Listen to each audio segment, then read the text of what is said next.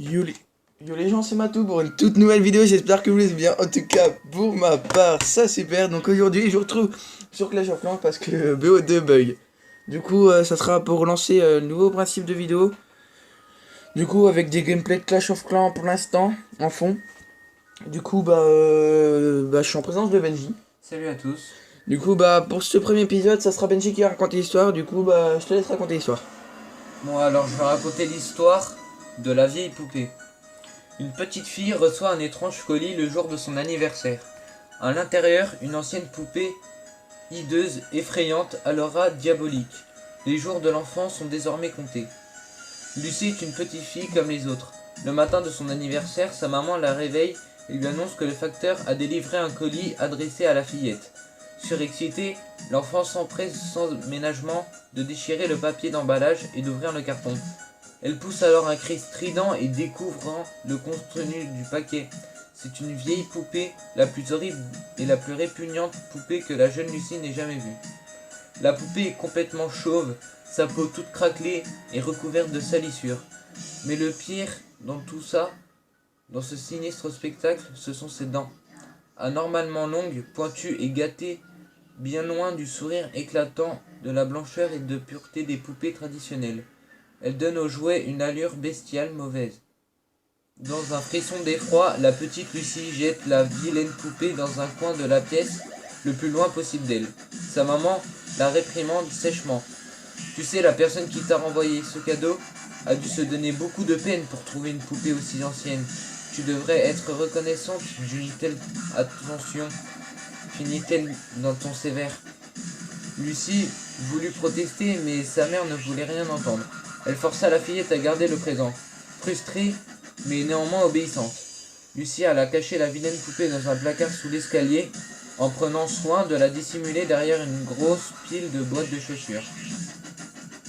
Là, en moins, je n'aurais à supporter la vue de cette chose immonde et diabolique, se dit Lucie. L'esprit tranquille, la fille pure,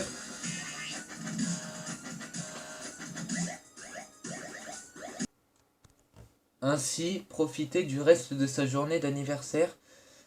La musique. Ainsi profiter du reste de sa journée d'anniversaire accompagné du traditionnel gâteau ainsi que d'autres cadeaux bien plus plaisants. La nuit même, Lucie, qui dormait profondément, fut brusquement réveillée par un étrange bruit qui provenait de l'étage inférieur. C'était comme si on traînait un quelconque objet sur le plancher de la maison. Toujours allongée dans son lit, la petite tendit l'oreille pour trouver l'origine du mystérieux bruit qui retentissait inlassablement depuis 5 bonnes minutes. Puis le bruit changea. On aurait dit maintenant le son de petits pas légers, rapides. Lucie était maintenant terrifiée, tremblant de tout son corps, incapable de bouger de son lit. Depuis toute petite, elle dormait toujours avec la porte de sa chambre ouverte, bénéficiant ainsi de la lumière du couloir qui faisait office de veilleuse, car Lucie avait, comme bon nombre d'enfants, peur du noir. C'est alors qu'elle entendit quelqu'un murmurer dans un souffle à peine audible, d'une voix faible et rauque. « Lucie, Lucie, je suis sur la première marche. » Puis l'étrange voix se tut et la fillette entendit le bruit caractéristique de quelqu'un qui tourne les talons, s'éloignant pour disparaître où il était venu. La pauvre enfant était tellement effrayée qu'elle ne put fermer l'œil de la nuit.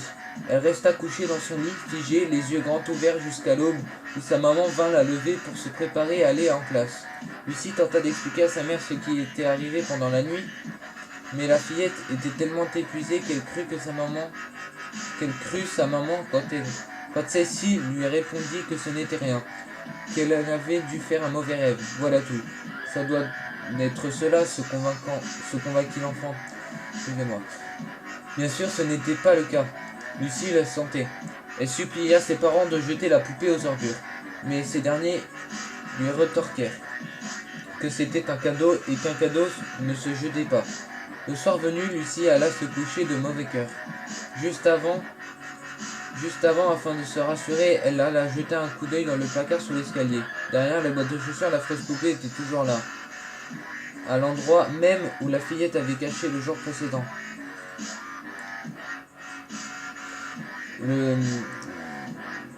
Je suis désolé, j'ai perdu là où j'étais. Un peu rassuré, l'enfant monta se coucher tout en tenant de combattre le sommeil qui rendait ses paupières lourdes. Mais la petite fille était tellement épuisée qu'elle finit tout de même par s'endormir exténuée. Mais la petite voix désincarnée eut tôt fait de la réveiller. Une nouvelle fois, prise de panique, Lucie se demanda quand même si ce n'était pas son imagination qui lui jouait des tours. Quand soudain elle entendit « Lucie, je suis sur la 4e marche ». Plus aucun doute possible, Lucie ne rêvait pas. L'enfant se mit à pleurer à chaudes larmes et ne put retrouver le sommeil le restant de la nuit.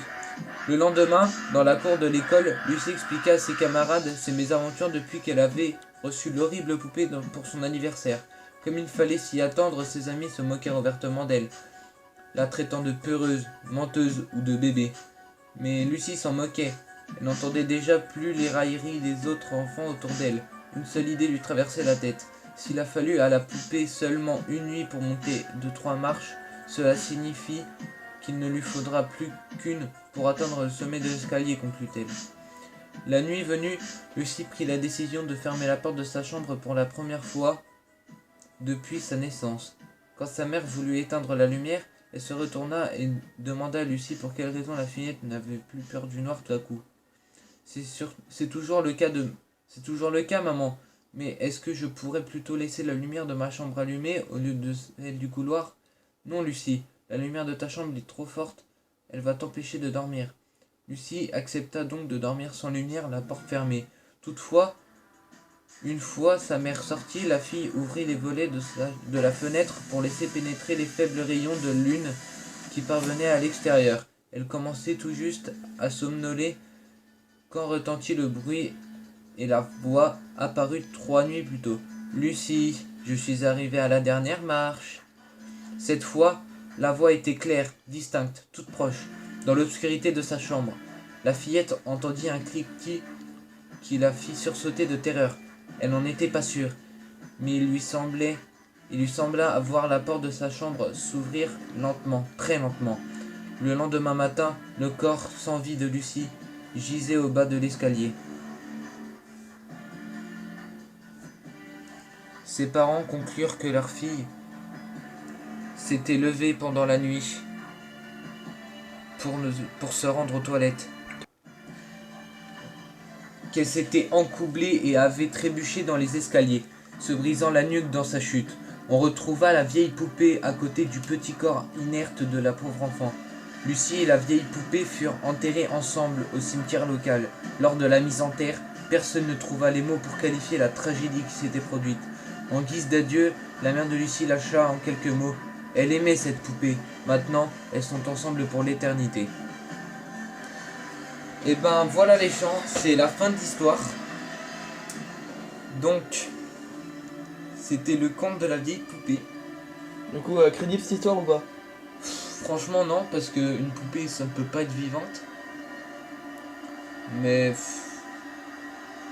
il y a quand même beaucoup de films au cinéma qui sont comme ça. ouais, genre Annabelle, Chucky, c'est pas vraiment la même histoire, mais c'est du même genre.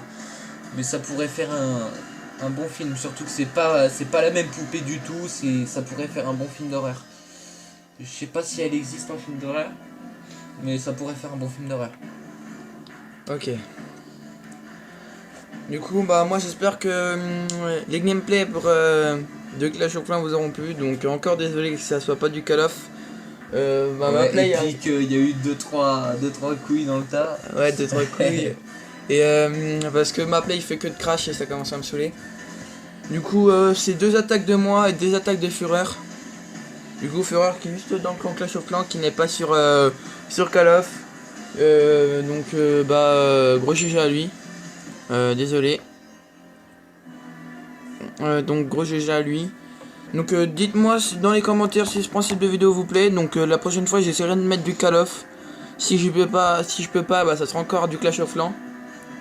Du coup n'hésitez pas à me dire dans les commentaires si ça vous plaît, si vous en voudrez d'autres. Des nouvelles idées de commentaires aussi. Si vous en avez genre top 10 etc. Qu'est-ce qu'il y aurait top 10, des idées de commentaires, je sais pas, à vous de trouver. Donc là on peut voir que le PK fait un peu de la merde, il a pété le mur et après il est parti péter la mine d'or.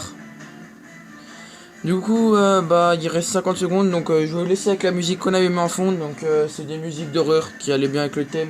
Du coup dites-nous si ça vous plaît avec les musiques. Et si vous voulez savoir les musiques, vous le dites dans les commentaires, je vous les mettrai dans les commentaires. Ok, du coup Ben vous les mettra. Aussi bah pour l'instant c'est la première fois du coup on essaiera de régler le son si on nous entend pas trop. Ou si on nous entend trop fort. Mais à mon avis on entendra bien ou pas assez fort. Du coup bah moi je vous dis à la fois prochaine, allez, ciao bye bye.